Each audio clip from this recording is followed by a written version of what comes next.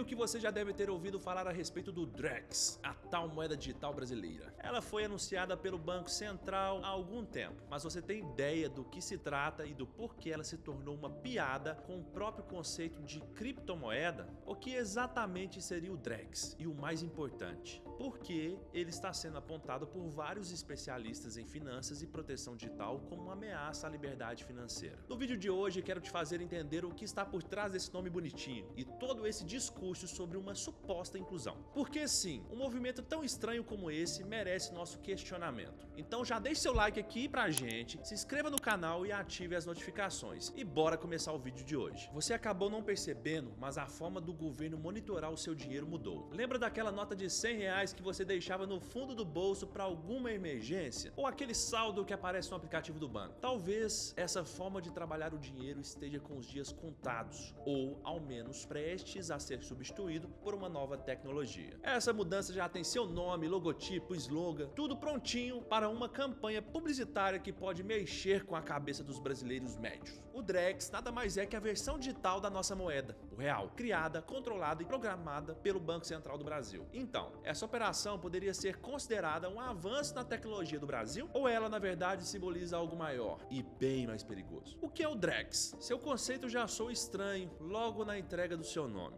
É claro que costumamos abusar de vários estrangeirismos no dia a dia, mas uma moeda que vai circular internamente no país para os brasileiros usando uma sigla em inglês? Um nome que parece ter saído de uma mesa com pessoas acima de 50 anos querendo soar bacana. Mas quando falamos de dinheiro, nada fica apenas no simbolismo. A verdadeira ideia é transformar o real em uma versão digital programável. Uma moeda que teria capacidade de ser movimentada por meio de contratos inteligentes, ser tokenizada e, é claro, facilmente rastreável. Mas atenção, o Drex não se trata de uma criptomoeda. Ele não é descentralizado, não é operado a partir de uma blockchain pública e muito menos está imune à interferência estatal. E essas são seus maiores problemas. O Drex é uma moeda digital de um banco, no caso, o Banco Central. Traduzindo, ela foi criada, emitida e é controlada por uma autoridade monetária. E para que a gente consiga entender bem sobre todo esse processo de desenvolvimento, precisamos olhar um pouco para trás. Mais especificamente em 2020, quando o Banco Central lançou o Pix, que basicamente serviu como um serviço para fazer testes sobre como a população lidaria com o dinheiro invisível. Além disso, testou infraestrutura, aproximou a população com a digitalização do dinheiro e também criou uma relação de confiança entre o cidadão e Estado digital. Com pagamentos rápidos, livres de taxa, como já disse em outro vídeo, esperamos que continue assim, além de contar com um serviço 24 horas por dia. Uma revolução na maneira de trabalhar o dinheiro com mais diferentes níveis sociais de uma população. Mas com o passar do tempo, acabamos percebendo que essa tal praticidade chegava acompanhada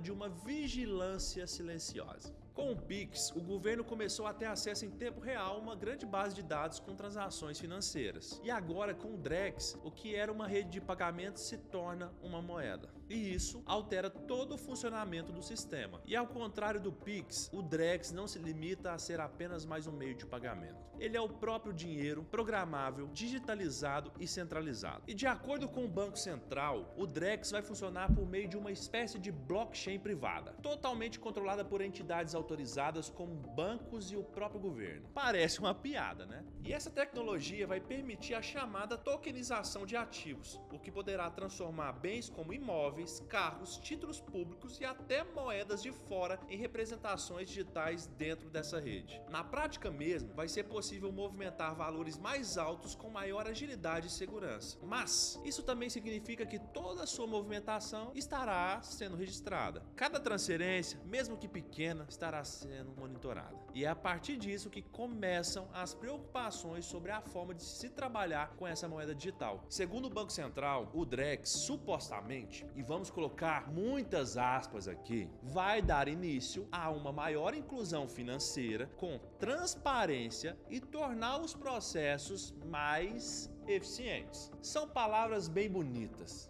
dignas de uma promessa eleitoral fora de época. Mas vamos fazer uma pequena pausa e imaginar um cenário com bastante calma. Se todo o nosso dinheiro se tornar digital, E se todo esse dinheiro estiver inserido em um sistema único? E se esse mesmo sistema estiver sob controle de um único agente? Quem é que vai garantir que você terá total liberdade para usar esse dinheiro como e quando quiser? O que garante que não haverá taxas surpresas, congelamentos ou qualquer outra surpresinha do governo? Será que ainda teríamos poder de veto com nossas compras? Em um cenário um pouco mais extremo, eu sei, mas nada irreal. Você decide comprar um livro com duras críticas ao desgoverno ou doar para uma ONG ambiental que vai contra certos políticos ligados ao agro. Ou opta por comprar criptomoedas de verdade, com suas soluções reais e livres do Estado. Se o seu dinheiro for realmente 100% digital, 100% programável e rastreável, alguém de dentro do sistema pode simplesmente bloquear a transação. Ah, mas algo assim jamais aconteceria no Brasil. Você tem mesmo certeza disso?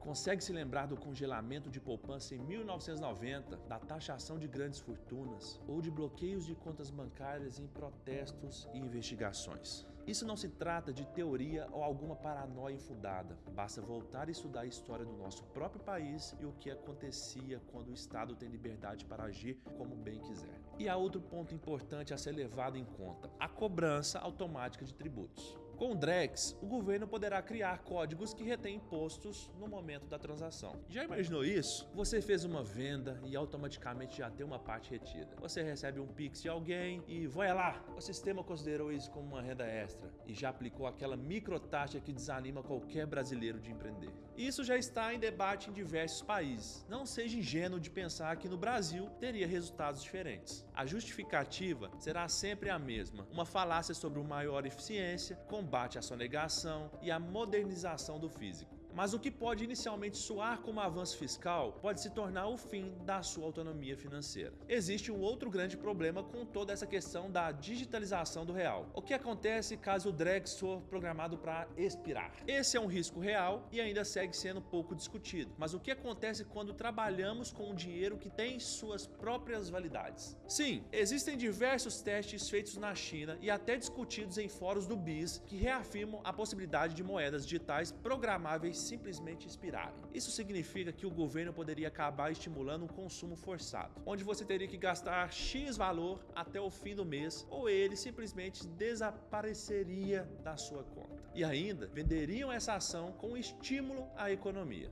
Mas também é uma boa maneira para cobrir um controle comportamental, onde caso você não consuma de forma que o governo deseja, você sofre uma punição. Eu vejo muitas pessoas fazendo uma comparação do Drex com o Bitcoin, mas na verdade são caminhos completamente opostos. A ideia do Bitcoin foi criar uma saída do sistema tradicional. Ele é descentralizado, escasso, imune aos efeitos de inflação e resistente a possíveis censuras. Já o Drex segue o caminho contrário, sendo completamente centralizado, emitido de maneira ilimitada, monitorado, programável e reversível por ordem judicial ou administrativa. Enquanto ainda está tranquilo, tudo o que acabei de falar parece soar exagero. Mas e quando explode uma crise política? E quando um partido mais autoritário assume o poder? E se, por acaso, o sistema entrar em colapso? É nessas horas que privacidade, liberdade e descentralização deixam de ser vistas como luxos ideológicos e se tornam questões de sobrevivência do dia a dia. Atualmente, mais de 4 bilhões de pessoas vivem sob regime autoritários. Você ainda acha que estamos tão distantes assim desse cenário?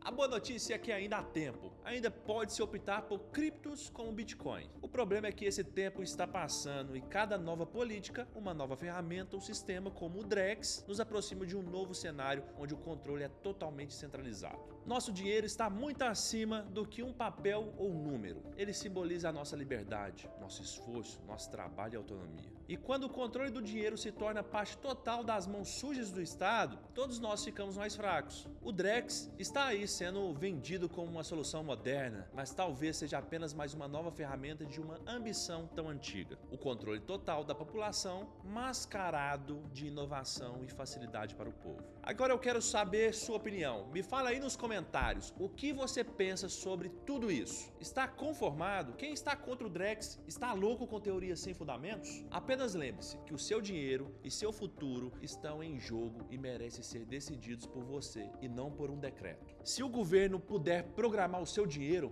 quanto tempo vai levar para ele programar você?